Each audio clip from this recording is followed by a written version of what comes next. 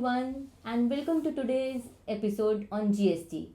I am Jasleen Kaur, your host for today's episode, and I have a keen interest in tax laws. We are honored to have with us Mr. Anup Prakash Avasthi, who is an advocate on record and an expert in GST laws. Sir, welcome to today's episode. Thank you, Jaslin. It's a pleasure to have you, sir, here. So, sir, to begin with, let us start with the basics of GST. Sir, many people have heard the term GST's invoice, the term invoice in businesses and daily transactions. But not everyone understands about it. Can you please tell us what is invoice in simple terms? Jasleen invoice का जो मतलब होता है ना, जब भी आप कहीं गए और आपने कोई खरीदारी की या कहीं पे आपने पैसे दिए, उसकी एक रसीद मिले that you have purchased some good or some services. So उससे रिलेटेड जो रसीद है, जो एक ट्रांजेक्शन का आपका डॉक्यूमेंट्री एविडेंस है, उसको कहेंगे इनवॉइस. Okay sir. वो आपका बिल है जो आपको मिलता है, उसको कहेंगे invoice.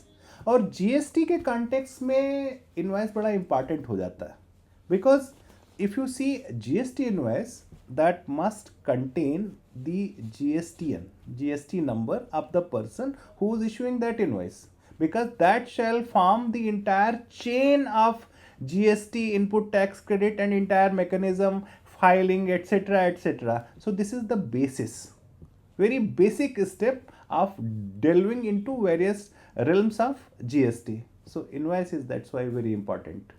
Okay, Yes. sir. So, how an invoice is different from normal invoice? C GST के केस में क्या है, जब भी इनवाइस इशू होता है तो वो टैक्स इनवाइस होता है. जीएसटीएन उसमें मेंशन होना चाहिए. जब नॉर्मल इनवाइस होती है, नॉन जीएसटी इनवाइस होती है, उसमें तो फर्म का नाम और उन्होंने जो आपको खरीदारी की रसीद दी, वो आपको जो बिल दिया, उसमें ज़रूरी नहीं है कि वो इनवाइस में जीएसटी का नंबर हो. तो इस कारण से यही फ़र्क होता है नॉर्मल इनवाइस में और टैक्स इनवाइस में, कि यहाँ पे जो टैक्स से रिलेटेड आगे की फॉर्मेलिटीज़ हैं, उनको पूरा करने के लिए मैंडेटरी है जीएसटी नंबर होना. अगर ऐसा है तो टैक्स इनवाइस है, अगर ऐसा नहीं है तो टैक्स इनवाइस नहीं है, नॉन जीएसटी इनवाइस है जी. Okay, sir. So, sir, moving on. I just want to ask you, what is credit note and debit note, basically? Jasleen, आप कहीं दुकान में जाते हो और कोई खरीदारी करते हो, आपने पैसे भी चुका दिए, सामान लेके आप चले गए और आपको लगा कि वो जो सामान है वो आपके यूज का नहीं है. आप कस्टमर की कैपेसिटी में फील कर सकते हो कि आपके यूज़ का नहीं है. आप B2B यानी बिजनेस टू बिजनेस, अगर आपने आगे सप्लाई के लिए वो सामान लिया है, तब भी आपको दो चीज़ें हो सकती हैं, क्वालिटी गड़बड़ हो या अब आपकी ज़रूरत का ना हो. Fine. So you reach back to that supplier और उससे कहते हो कि ये सामान मुझे वापस करना है. That fellow has two options. First option is to pay you back the money. The other option is, वो बोल देता है ठीक है, आपका क्रेडिट हमारे पास हो गया, नेक्स्ट टाइम जब हम आपको सप्लाई करेंगे तो आपको पैसे देने की ज़रूरत नहीं होगी, आप सामान ले जाना. सो ये जो मैकेनिज्म है, उससे रिलेटेड अगर वो कोई डॉक्यूमेंट्री रिसीट इशू करता है, उसको बोलते हैं credit note. Means you are returning the goods are and instead of paying you back the money, they give you a credit line. अगर ऐसी सिचुएशन आती है तो उसको कहते हैं क्रेडिट नोट. तो ये करेगा सप्लायर. ऐसे ही डेबिट नोट होता है, जो रिसिपिएंट है उस गुड्स या सर्विसेज की सप्लाई का, उसने देखा कि जो उसके पास सामान आया है वो ठीक नहीं है, तो एक डेबिट नोट इशू करेगा कि यस, मेरी लायबिलिटी जो थी वो अब कम हो गई है, बिकॉज आपका जो सामान आया था वो ठीक नहीं था. तो वो एक डेबिट नोट इशू करेगा. तो ये डिफरेंस है. Okay.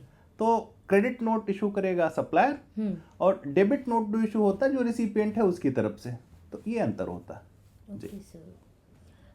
So, sir, my next question is, what is the time limit for issuing a tax invoice under GST?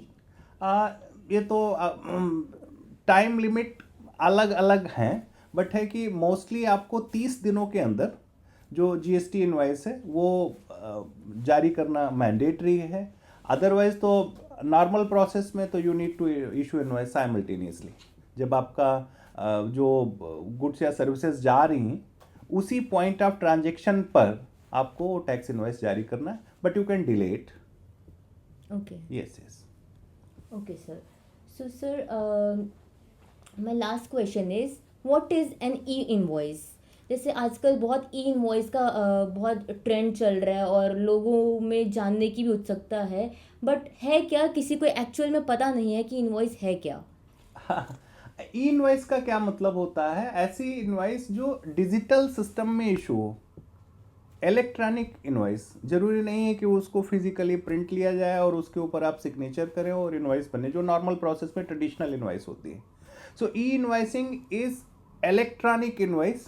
अब इसके फायदे बहुत सारे हैं, जैसे रियल टाइम एडजस्टमेंट हो जाता है। अगर आप मैनुअल इनवॉइस बनाते हो तो उसको आपको जो सॉफ्टवेयर है उसके अंदर फीड करना पड़ता है, डेटा एंट्री करनी पड़ती है, उसमें एरर की गुंजाइश होती है। अगर आप ई इनवॉइसिंग करते हो तो साइमल्टेनियस प्रोसेस है, तेज़ी से सेटलमेंट्स हो जाते हैं। और अभी क्या है, पहले जब जीएसटी आया था तो उन्होंने जो आपका बिजनेस वॉल्यूम है, जो टर्नओवर है, उसके आधार पे मैंडेटरी किया था ई इनवॉइसिंग। सो पहले शुरुआत तो हुई थी 500 करोड़ का, जिनका बिजनेस है उनके लिए मैंडेटरी होगा कि वो इनवॉइसिंग ही करें।